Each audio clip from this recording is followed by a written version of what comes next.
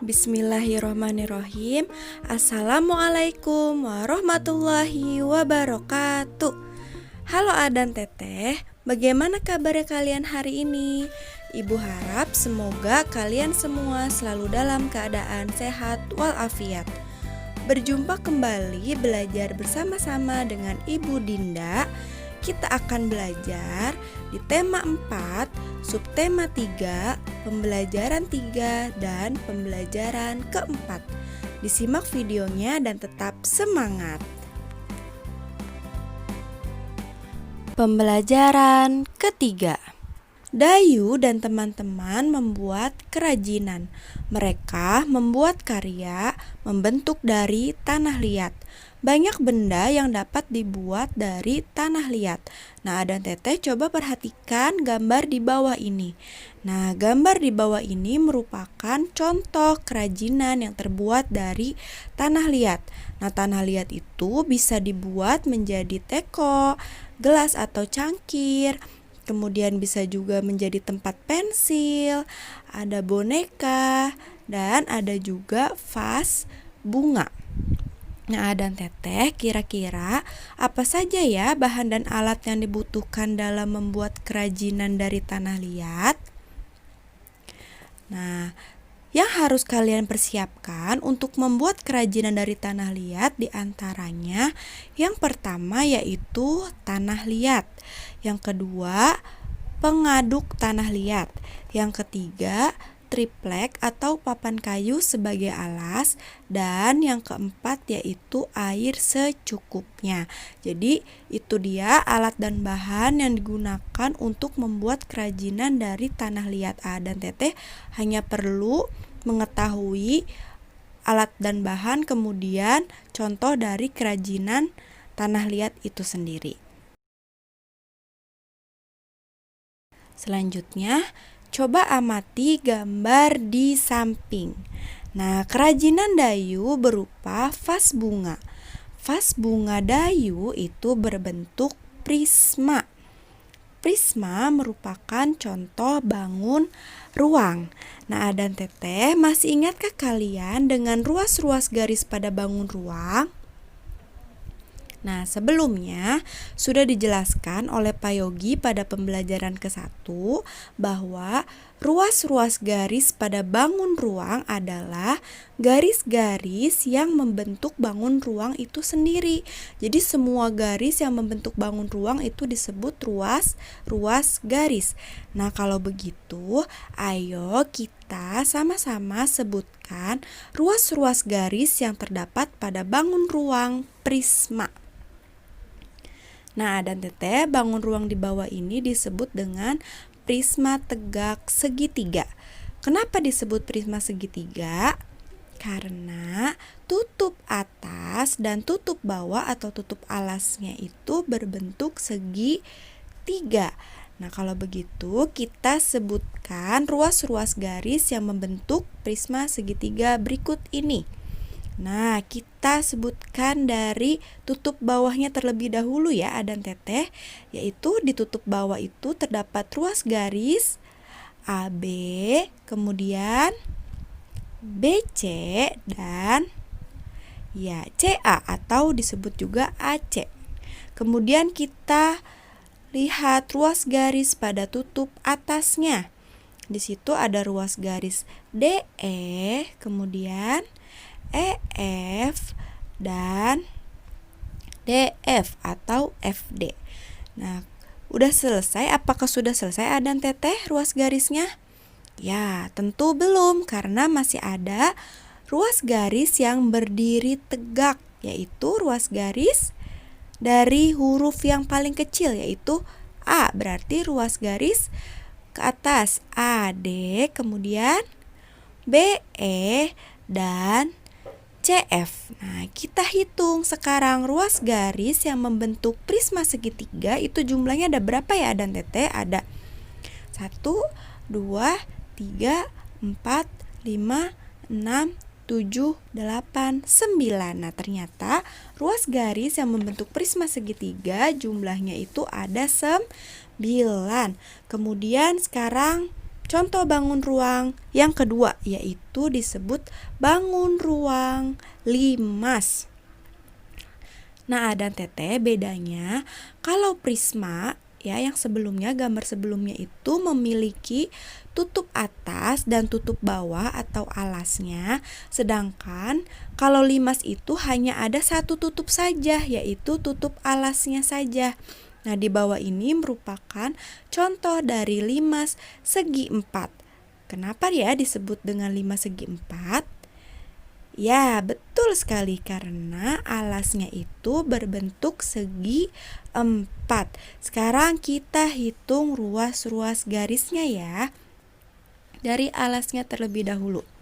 Yaitu ada ruas garis AB, kemudian BC, good job. Terus ya CD dan DA. Kemudian kita hitung ruas garis yang berdiri tegak, itu dari huruf A dulu. Ya, AE, kemudian betul BE, CE, dan DE. Ya, tepat sekali. Nah, itu adalah ruas-ruas garis yang membentuk limas segi empat. Jumlahnya ada berapa ya? Dan Teteh kita hitung ya. Ada 1, 2, 3, 4, 5, 6, 7, 8. Ternyata jumlahnya itu ada 8 ruas garis. Berikutnya yaitu pembelajaran keempat. Dayu dan teman-teman bermain di taman yang ada di pinggir jalan raya. Mereka mengamati setiap kendaraan bermotor yang lewat. Kendaraan bermotor mengeluarkan asap. Asap kendaraan bermotor menyebabkan polusi udara.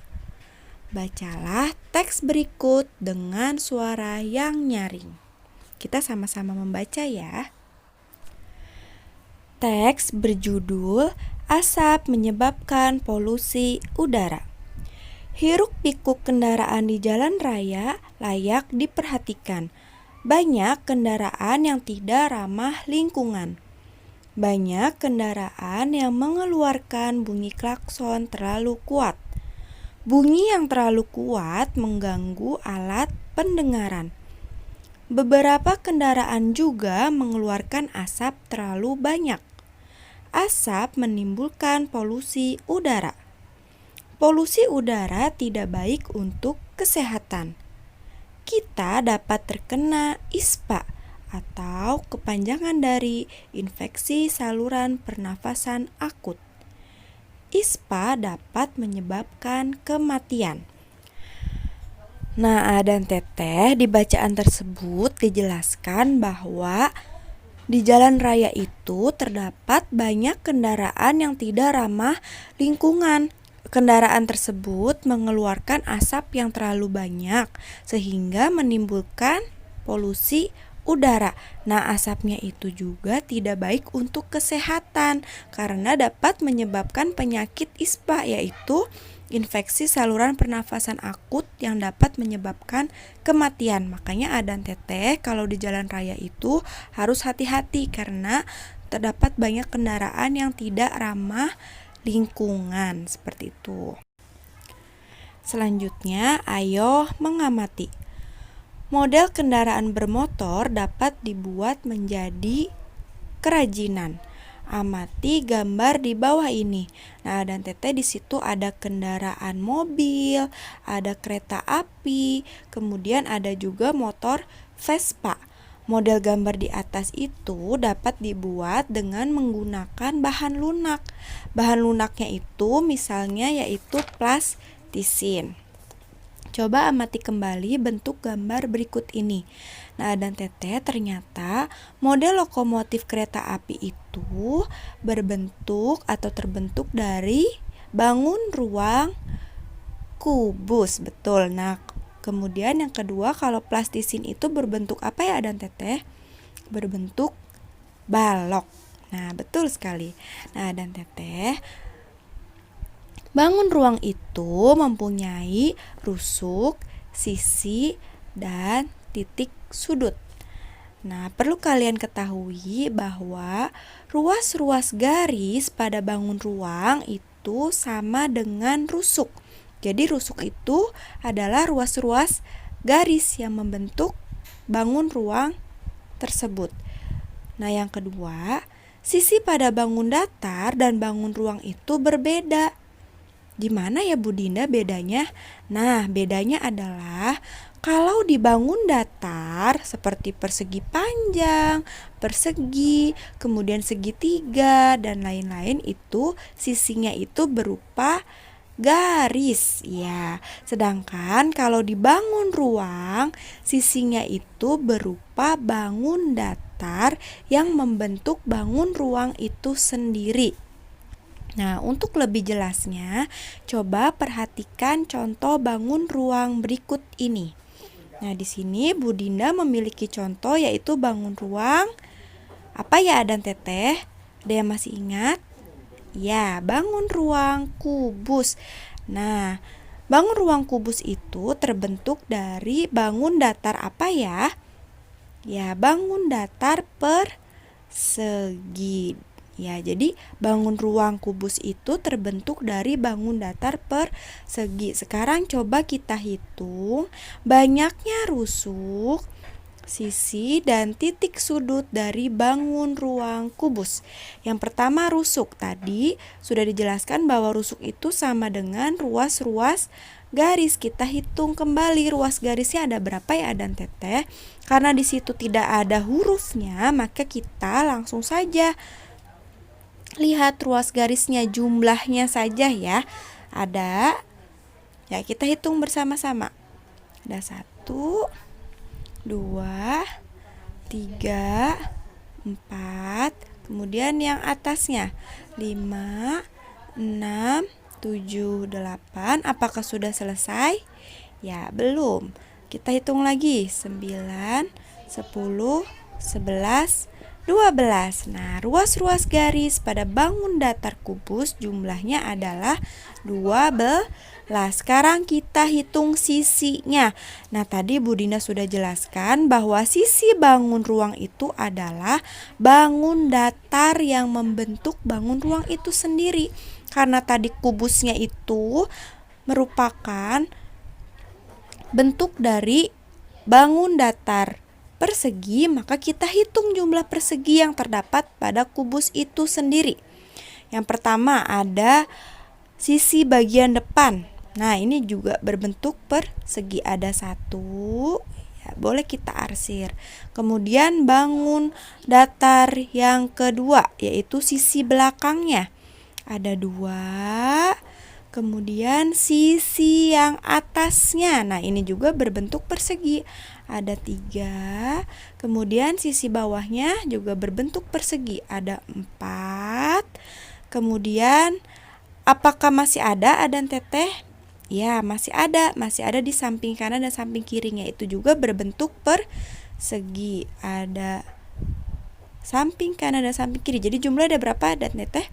Ada sisi depan 1, sisi belakang 2, sisi atas 3, sisi bawah 4, sisi kanan 5, dan sisi kiri 6. Jadi jumlah sisinya ada 6. Kemudian titik sudut. Nah, kalau titik sudut itu merupakan pertemuan antara rusuknya atau ruas-ruas garisnya yang berbentuk titik. Jadi bentuknya itu pasti titik, pertemuan antara rusuknya. Kita hitung semua pertemuannya. Ada 1, 2, 3, 4, 5, 6, 7, 8. Jadi ada berapa ya Adan Teteh jumlah titik sudutnya pada bangun ruang kubus? Ya, jumlahnya ada 8. Nah, itu dia contoh dari rusuk, sisi, dan titik sudut. Sekarang Adan Teteh kerjakan di rumah. Bangun ruang yang lainnya Adan Teteh coba sebutkan jumlah rusuk, sisi, dan titik sudut yang terdapat pada buku tema 4, subtema 3, pembelajaran ke-4. Adan Teteh kerjakan di rumah ya. Alhamdulillahirobbil alamin. Pembelajaran ketiga dan keempat di tema 4 subtema 3 telah selesai. Bu Dinda selalu ingatkan kembali untuk A dan Teteh, apabila keluar rumah jangan lupa menggunakan masker, kemudian menjaga jarak dan selalu mencuci tangan menggunakan sabun. Ya, terima kasih sudah menyimak videonya. Wabillahi taufiq wal hidayah. Wassalamualaikum warahmatullahi wabarakatuh.